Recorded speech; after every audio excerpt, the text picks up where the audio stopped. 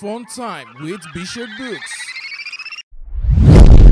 What up, ladies and gentlemen? This is Bishop B3OKS Books, and this is another section of Funtime with Bishop Books, the podcast. And today we're having another elegant guest. We're having no other person than akposeye origbe.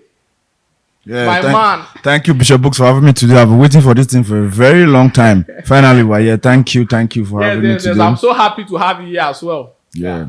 So now, it's been a rough year, like since this year started, which we don't even pray for maybe like that from the starting of this year, because all of us, they pray for good year. Yeah. So it can't be funny, say the year can't turn out to even the worst than previous years. Yes, and the previous year. So now I can't sit down, can't get a second thing. So okay, if we as Nigerians should actually sit down and write out what we need in order to make this country better. Like, okay, we should not, if they ask for something, now small, now they ask for them.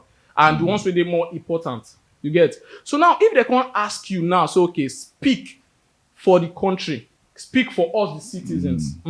What do you feel is the most vital thing that can actually elevate Nigeria right now? That if you can provide this particular thing for Nigerians, we use from that, let's say we'll take a step from that path and grow ourselves individually or nationally.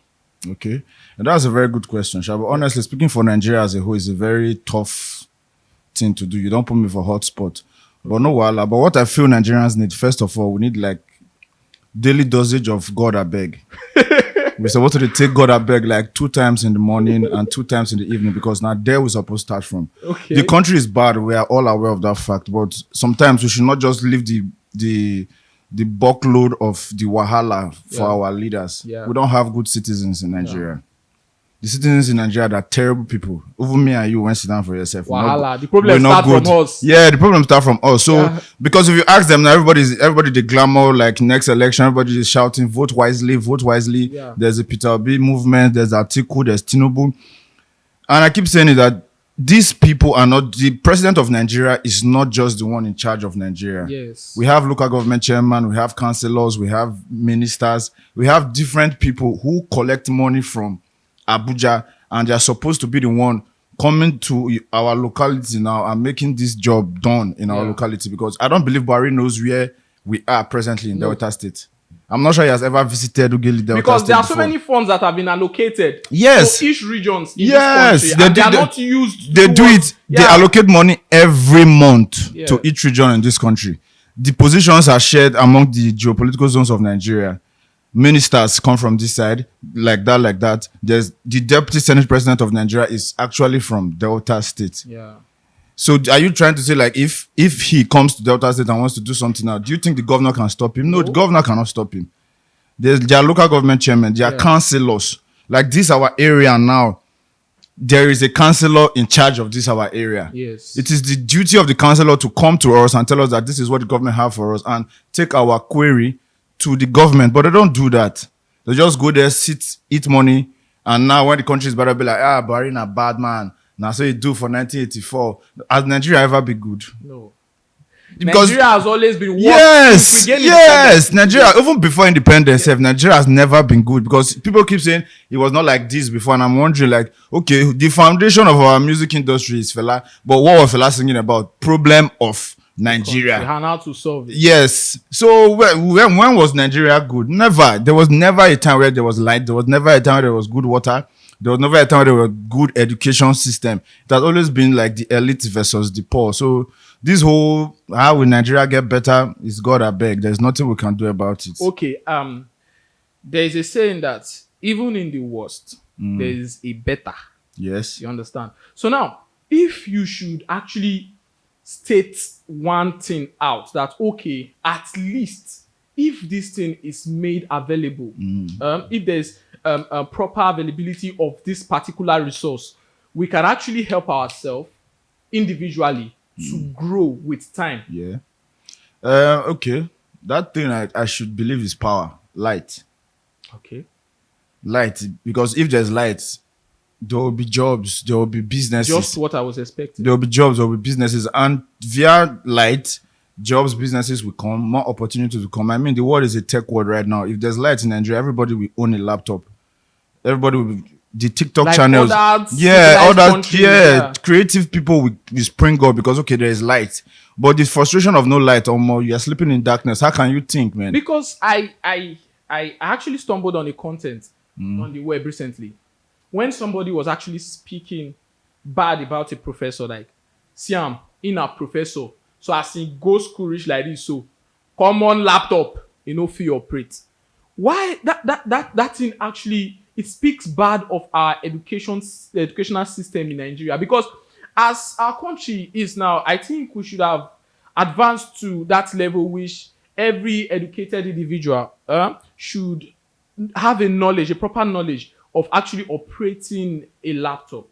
You understand? So now if somebody is calling himself a professor and we want to operate his phone and be like, Abego, come help me do this thing, come help me do that thing. So what does that speak about our educational system, first of all? No, our educational system. Because now that is affected right now by our electricity. Because if we have steady power supply, to the extent now, even some people in their house, they don't want to get home appliances, things like normal things that you get in your house, just because they lack electricity. They'll be like, if I buy this thing now, I'm waiting, I wanted the owner. You understand? Yeah. So I feel the problem is starting from lack of power supply. Yes, but according to what you said, the story about the professor, let me talk about that one.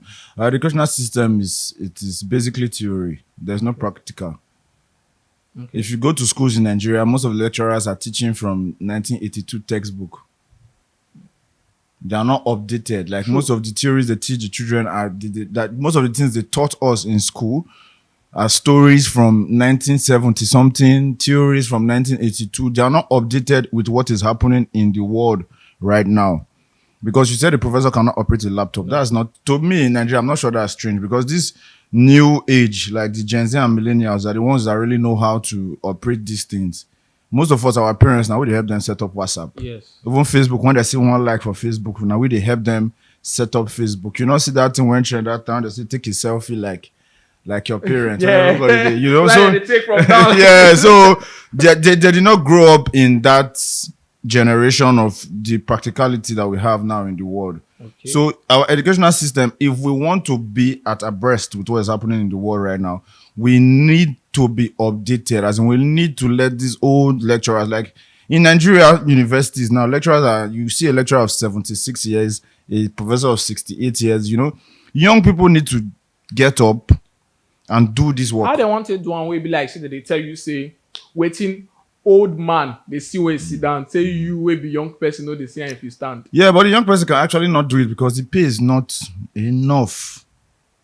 I cannot want to be a professor Even now. if the pay is enough, they believe that these old professors actually know better than the young ones. Yeah, it's because of the discipline and the lifestyle of the old professors. It's not like they know more than the Gen Zs and the millennials. Old men, they have this level of principles. Like they wake up, they will say they wake up every day 3 o'clock in the morning. They go to bed every day 4:30, that kind of thing. But this liberated generation, let me use that term, they live, their life is on the go.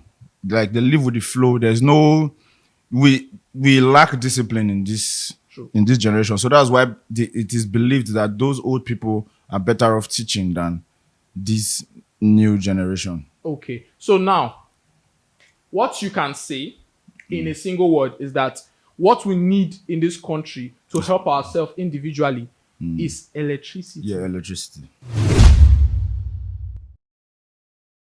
Funtime with Bishop Books.